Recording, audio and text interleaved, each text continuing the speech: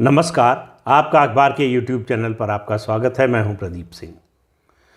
Popular front of India PFI पर सरकार ने 5 साल के लिए बैन लगा दिया। ये संगठन ऐसा था जो देश में इस्लामी राज्य की स्थापना करना चाहता था। कब? 2047 में, जब भारत अपनी आज़ादी के 100वां साल यानी शताब्दी वर्ष मना रहा हो, तब वो इस देश को इस्लामी राज्य में बदलना चाहता था। उसके अलावा देश में दंगे कराने, आतंकवादी गतिविधियों, बम विस्फोट, हथियारों की ट्रेनिंग, उस बम बनाने की ट्रेनिंग, ये सब काम जो कर रहा था जो संगठन, उस पर बैन लगने पर इस देश का विपक्ष जिस तरह से रिएक्ट कर रहा है या चुप है, दोनों चिंता की बात है। विपक्षी नेताओं में बयान आया है, बयान तो कई आए हैं, जैसे लालू प्रसाद यादव का आया, तेजस्वी यादव का आया, उसके अलावा जो है कुछ नेताओं का आया, कांग्रेस के नेताओं का आया। क्या कहा कि RSS पर भी बैन करिए, बजरंग दल पर भी बैन लगाइए। कोई तुलना है दोनों में? कोई दूर दूर तक तुलना का कोई आधार होना चाहिए। RSS एक सांस्कृतिक संगठन है जो व्यक्ति निर्माण का काम करता है, जिसके 97 साल पूरे होने जा रहे हैं। 100 साल 2025 में पूरे हो जाएंगे। वो संगठन जो 3 बैन झेल चुका है राजनीतिक कारणों से, विद्वेष के कारण, सनातन संस्कृति को रोकने के कारण, सनातन संस्कृति के खिलाफ जिन लोगों की राय थी, जिन लोगों की विचारधारा है, उनके कारण।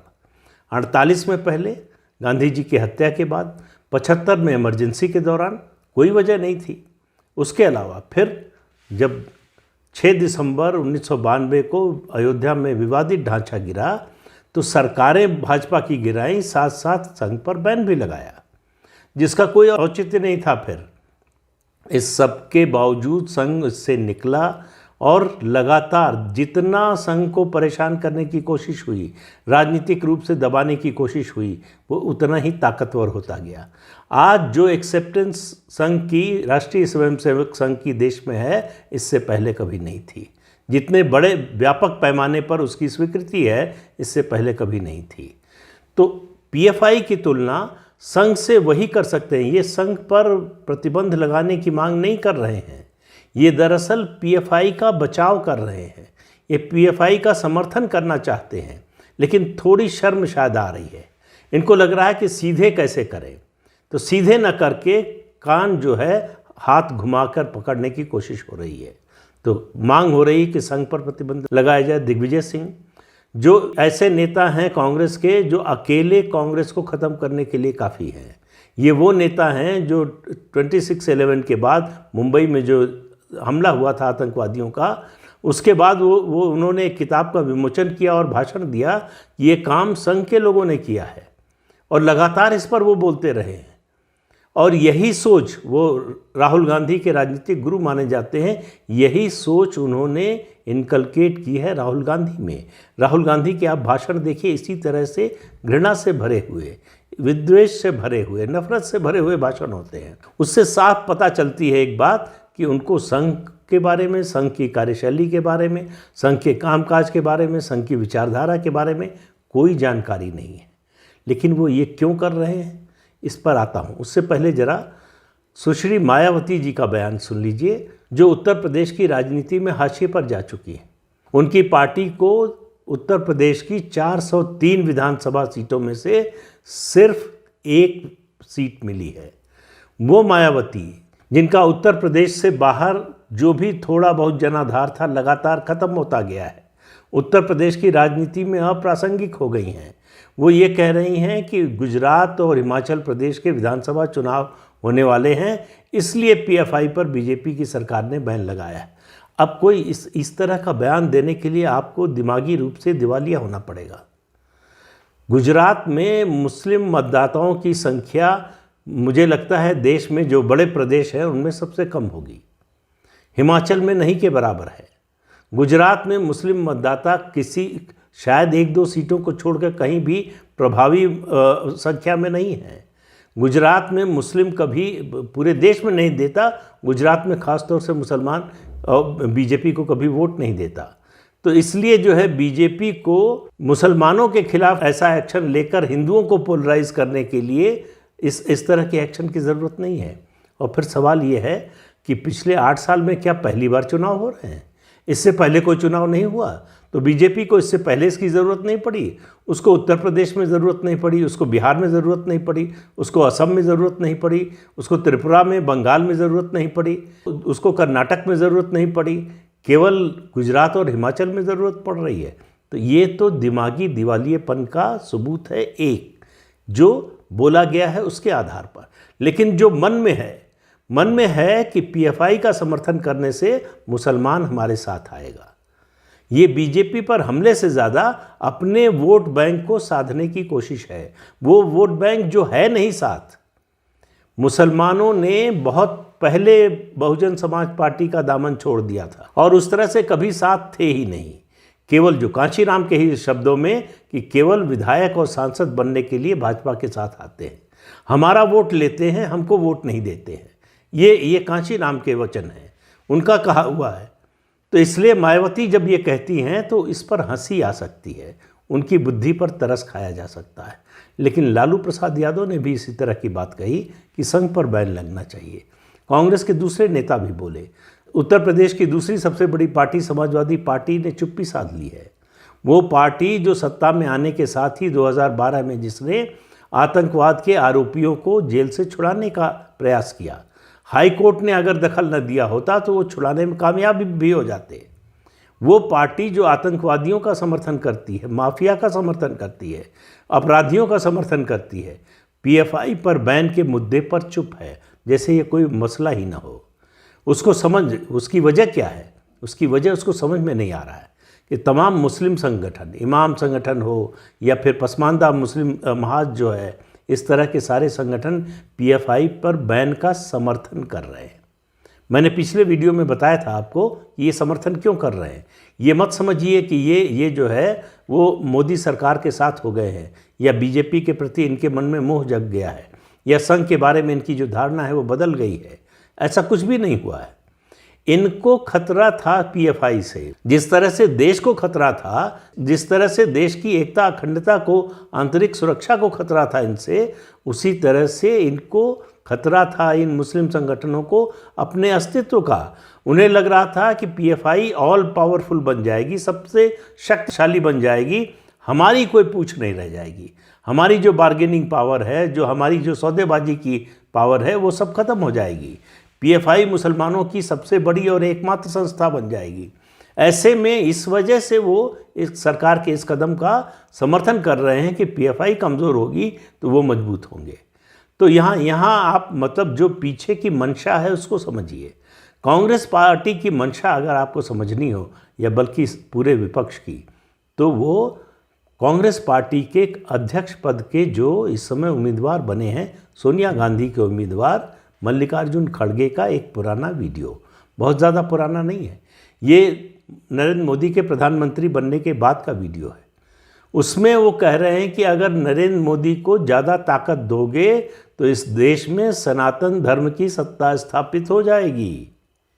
अब आप समझिए, विरोध सनातन धर्म का है, आतंकवादियों का नहीं है, माफिया का नहीं है, उन लोगों का नहीं है जो बॉम्ब ब्लास्ट करते हैं, उन लोगों का नहीं है जो देश के दुश्मनों से मिलकर देश में अशांति पैदा करना चाहते हैं, उन लोगों से नहीं है जो 2047 तक इस देश में आज़ादी की शताब्दी वर्ष में इस देश को इस्लामी देश बनाना चाहते हैं। इन लोगों के प्रति इनके मन में सहानुभूति है, लेकिन सनातन धर्म से चिढ़ है और ये एजेंडा आज से नहीं चल रहा है। बहुत पुरानी बात को छोड़ दें, केवल आज़ादी के बाद की बात करें तो उस समय से लगातार चल रहा है। ये जितने कदम उठाए गए, ये मुस्लिम पर्सनल लॉ बोर्ड का बनना, ये वक्फ एक्ट का बनना, वक्फ एक्ट में संशोधन करके उनको ज़्यादा शक्तियाँ देना, ये सब कुछ जो हुआ, और उसके अलावा आज़ादी के बाद से, बंटवारे के बाद जो हिंदू भागकर पाकिस्तान से भारत आए, उनको वो संपत्ति मिलनी चाहिए थी जो यहाँ से मुसलमान छोड़कर गए थे उनकी। जिस तरह से पाकिस्तान में हिंदुओं की संपत्ति मुसलमानों को मिली, लेकिन उस समय के प्रधानमंत्री जवाहरलाल नेहरू ने कहा कि इस बारे में सोचना भी नहीं है। जिस तरह से मुस्लिम पर्सनल लॉ को हाथ न लगाने की चेतावनी जवाहरलाल नेहरू ने दी। जिस तरह से लगातार मुस्लिम पक्ष में कानून बनाए जाते रहे, जिस तरह से 1991 का एक्ट बना, प्लेसेस ऑफ वर्शिप एक्ट, वो दरअसल हिंदुओं को सीमित करने के लिए, उनका जो हक है, उनका जो अधिकार है, उनकी जो थाती है, उनकी जो विरासत है, वो न मिल पाए उनको, उसको रोकने के लिए वो कानून था, जिसको अब सुप्रीम कोर्ट में चुनौती दी गई है। इसी तरह से देखिए हिंदू धर्मस्थलों के बारे में, हिंदू धर्मस्थलों का प्रबंधन तो सरकार कर सकती है, लेकिन न तो मुसलमानों की किसी धार्मिक स्थल का प्रबंधन ले सकती है, न ईसाइयों के। तो ये जो भेदभाव किया, ये सब कुछ किया जाता रहा सनातन धर्म को रोकने के लिए, सीमित करने के लिए। पीएफआई पर बैन से इस देश के इस्लामीकरण के प्रोजेक्ट को बहुत बड़ा धक्का लगा है। आप मानकर चलिए कि ये प्रोजेक्ट कम से कम 50 साल पीछे चला गया है। अब फिर से पीएफआई जैसा संगठन खड़ा करना, उसको उस स्तर तक ले आना, उस तरह का समर्थन जुटाना, इसके अलावा दुनिया के दूसरे इस्लामी देशों से समर्थन जुटाना, ये सब आसान काम नहीं होगा।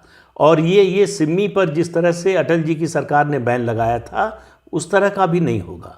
उस समय सिमी पर बैन लगाया गया और उनके सारे जो पदाधिकारी थे, नेता थे, उनको दूसरे संगठनों में जाने से रोका नहीं गया। वो जो चूक हुई थी, उसका नतीजा हम आज पीएफआई के रूप में देख रहे हैं। अभी सरकार ने जो बैन लगाया है, उसके साथ साथ इनकी संपत्ति का भी विवरण जुटाया जा रहा है, उसको भी जब्त किया जाएगा। उसके अलावा इन पर इंडिविजुअल, संस्था पर तो बैन लगा ही है, इनको व्यक्तिगत रूप से भी इन पर जो है प्रतिबंध लगने वाला है कि किसी दूसरे ऐसे संगठन के सदस्य नहीं बन पाएंगे। तो ये जो इंतज़ाम हो रहा है, पीएफआई पर जो बैन लगा है, ये लंबी प्लानिंग के बाद इस योजना को एग्जीक्यूट किया गया है। ये कोई 1-2 दिन में होने वाला फैसला नहीं है, महीनों से, हो सकता है कुछ साल से इसकी योजना बन रही हो। और जिस तरह से बनाया गया, एग्जीक्यूट किया गया, इस बात को सुनिश्चित किया गया कि ये जुडिशियल स्क्रूटनी से पास हो जाए, यानी अदालत से इसको मंजूरी मिल जाए, सरकार का जो फैसला है उसको। तो उसके बाद जो है इन संगठनों के नेताओं के लिए फिर से रीग्रुप होना, जब भी छूटेंगे 5 साल 10 साल जो भी जिसको जैसी सज़ा मिले, जब छूटेंगे उसके बाद फिर से रीग्रुप होना, नया संगठन बनाना, ये आसान नहीं होगा, क्योंकि एजेंसियां ऐसी गतिविधियों पर भी उनकी निगाह है, उसको भी रोकने के लिए कार्रवाई चल रही है। तो कुल मिलाकर दर्द ये है कि हमारा जो वोट बैंक है उस पर चोट पड़ी है। इस देश के विपक्ष ने ये साबित किया है पीएफआई बैन का विरोध करके या उस पर चुप्पी साध कर, कि उनके लिए अपने वोट बैंक के सामने देश की एकता, अखंडता का मुद्दा कुछ भी नहीं है, उसका कोई महत्व नहीं है। वो देश की एकता, अखंडता को बचाने के लिए, बचाए रखने के लिए, और जो तत्व इसे ख़त्म करने की कोशिश कर रहे हैं उनके खिलाफ कार्रवाई के साथ नहीं है। वो उन बातों के साथ है, उन लोगों के साथ है जो उनका वोट बैंक बने रहें, भले ही देश को तोड़ने का काम करते रहें। तो इसीलिए मोदी विरोध में जो ये देश विरोध में चला गया है विपक्ष, ये चिंता की बात है। विपक्ष का कमज़ोर हो जाना, संख्या कम हो जाना, ये चिंता की बात नहीं है। कांग्रेस पार्टी का लगातार जो है क्षरण होना, ये चिंता की बात नहीं है। चिंता की बात यह है कि विपक्ष देश विरोधी ताकतों के साथ खड़े होने की बेशर्मी दिखा रहा है सार्वजनिक रूप से। काफ़ी समय तक ये काम लुके छिपे होता था, केवल दिखाने के लिए आलोचना हो जाती थी, अब वो भी बंद हो गई है। अब सीधे सीधे समर्थन पर उतर आए हैं। तो पीएफआई पर प्रतिबंध लगाकर भारत सरकार ने, भारतीय जनता पार्टी ने पूरे विपक्ष को एक्सपोज कर दिया है कि किस तरह से वो देश विरोधी तत्वों के समर्थक बन गए हैं, उनकी ताकत बन गए हैं, उनके सहायक बन गए हैं। तो आज के अंक में इतना ही। अगले अंक में फिर मिलेंगे किसी नए मुद्दे के साथ। तब तक के लिए अनुमति दीजिए। आपसे अनुरोध है कि ये चैनल देखिए, शेयर कीजिए, लाइक कीजिए और सब्सक्राइब ज़रूर कीजिए। नमस्कार।